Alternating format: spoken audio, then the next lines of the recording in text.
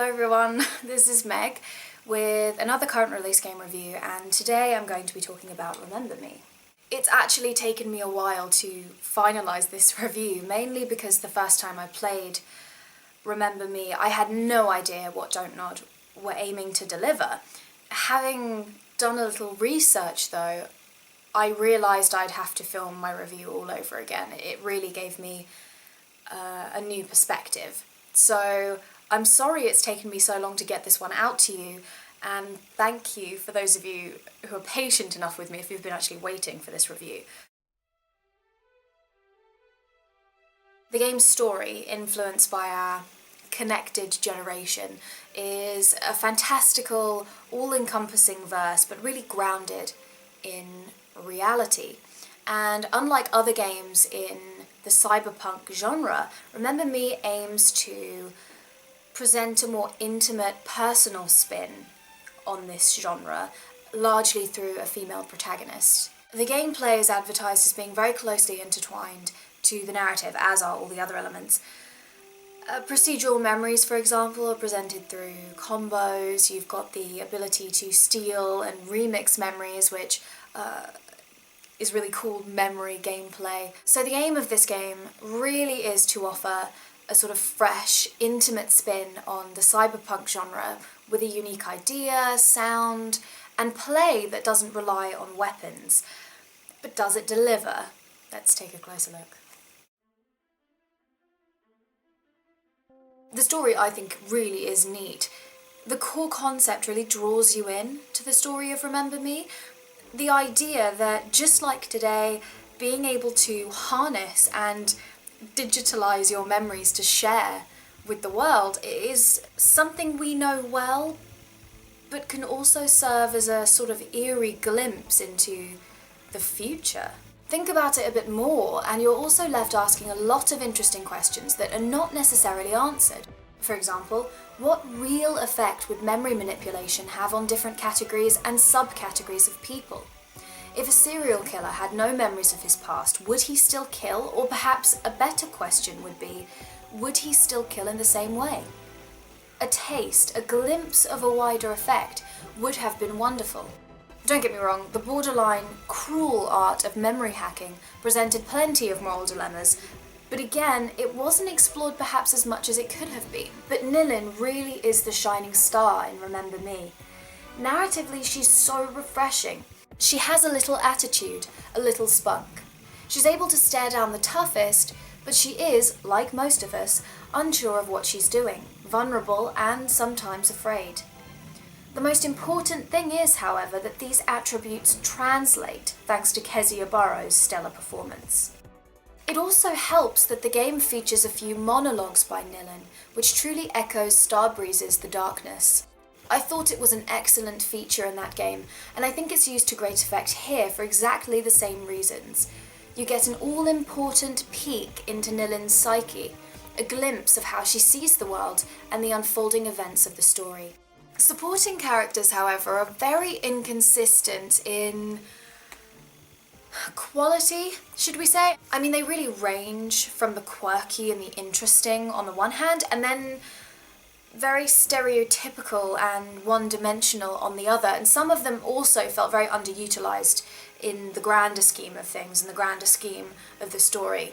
But having said this, the story did catch me off guard at several points. The twists towards the end really surprised me, and the ending of the game really left me feeling pretty exhilarated. I will say, though, that the latter half of the game, narratively, is much more impressive than the first. However, my initial summation of this game was entirely different from a narrative perspective. It wasn't until I realised what Jean-Max Maurice was trying to create with Remember Me, what had inspired his world, that I got where he was coming from.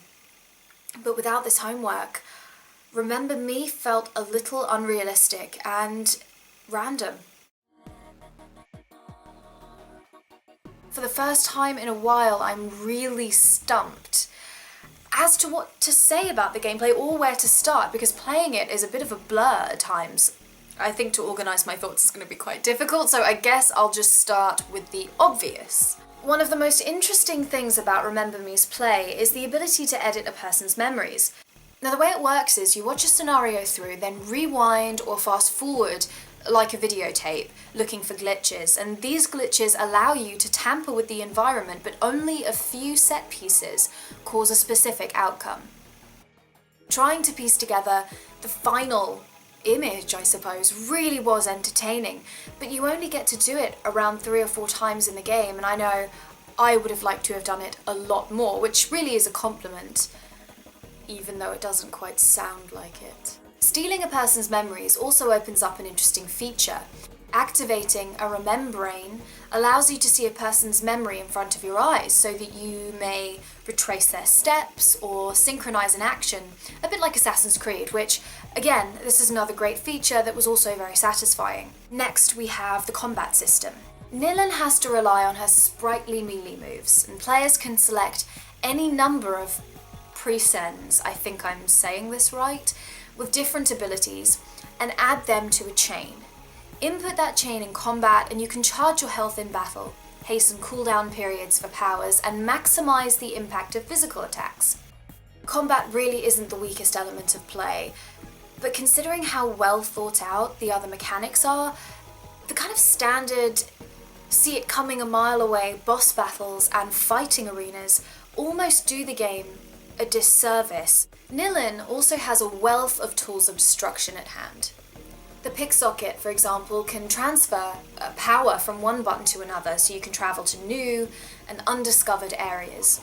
The spammer can also shoot down structural weaknesses and large enemies after an upgrade of sorts. I say of sorts because there's no real upgrade system. Improvements happen naturally as you progress.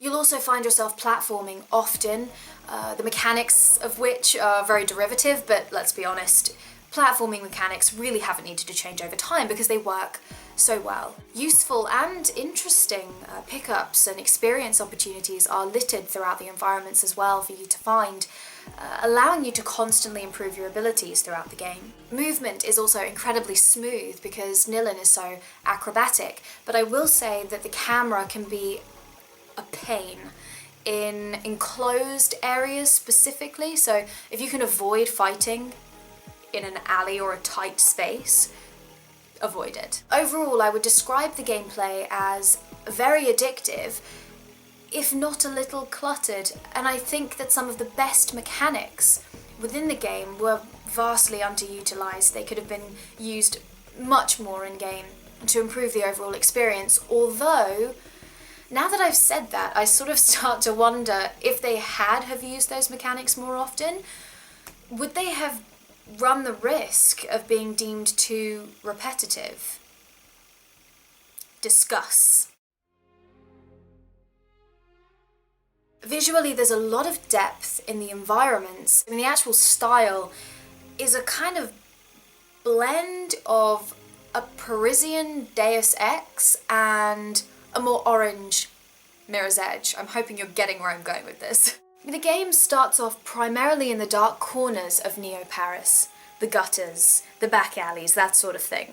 It's not until the latter third of the game that you start to see some really interesting locations, like the Conception Cube and Memorize HQ. Character models are nice, but having spent only really a few hours in the world, I started to notice that all the non-playable characters sort of looked in their 20s and 30s. I didn't see any elderly people, I didn't see any children, but that really, I almost found a little disturbing. The sort of individual character models, though, are very intriguing. Nilin, for example, she's very, very lean, but almost sort of abnormally lean, very Yoda-like. She's also very different looking in the face. I mean, it's refreshing to have someone so unusually attractive to look at. I know that sounds a bit ridiculous. I guess I mean someone who isn't necessarily a type A Caucasian female who fits every video game mold going. And I will say the same for the supporting cast. Visually, they all looked very unique.